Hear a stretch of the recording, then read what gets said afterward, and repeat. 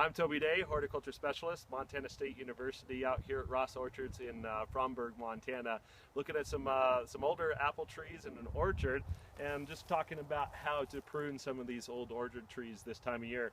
There's a few things on this tree that we'll be looking at that we would want to prune. The first thing you notice here is some of these suckers that are coming off the base of the tree. We'd want to remove those. We also see a lot of times these water sprouts here, these straight up growth that's coming off of a larger trunk. We want to take those out. We also see on this tree here, which is a good example of a broken branch, usually due to wind in some of those rural areas where you might have bear damage. And so we're going to show you how to do a 3-cut method. First thing we're going to do in the branch is on a 3-cut method. The 3-cut method, we're going to make a cut at the base of the branch about a foot out from the trunk. Then we're going to go above it, and we're going to cut that branch off. So that's going to be our second cut.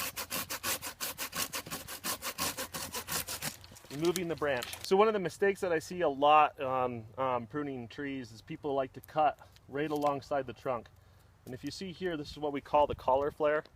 We want to make sure we leave that collar flare because the tissue that's going to heal over that wound is right here in this area.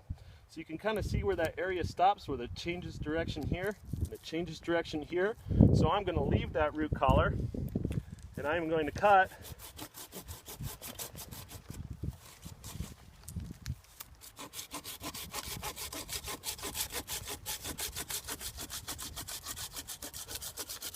that branch off, leaving that root collar there.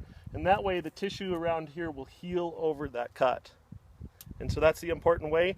The reason we do that 3-cut method, we cut that bigger branch off, so when we make that last cut, it doesn't peel all the way down the tree.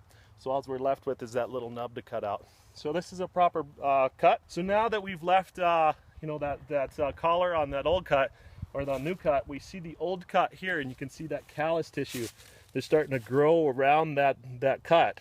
And that's the wounding tissue that's going to cover over that wound.